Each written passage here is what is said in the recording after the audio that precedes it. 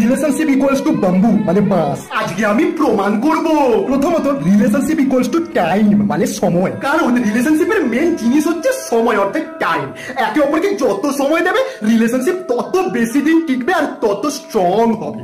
Equals to money মানে টাকা। যেহেতু টাইম ইকুয়ালস টু মানি, তাই টাইমের জায়গায় মানিকে বসিয়েছি। কারণ ইংলিশে একটা কথা আছে, টাইম ইজ মানি, মানে সময় হচ্ছে টাকা।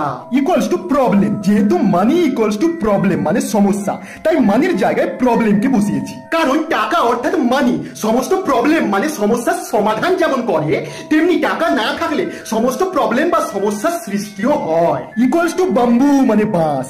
যেহেতু প্রবলেম অর্থাৎ সমস্যা ইকুয়ালস টু বাঁশ, তাই প্রবলেমের জায়গায় বাম্বু মানে বাঁশকে বসিয়েছি। কারণ যে কোনো প্রবলেম অর্থাৎ সমস্যা মানে কি, আমাদের পেছনে বাঁশ মানে bamboo. Hence proved relationship equals to বাঁশ। क्या बात है सर, क्या बात है सर, क्या बात, ये बात है।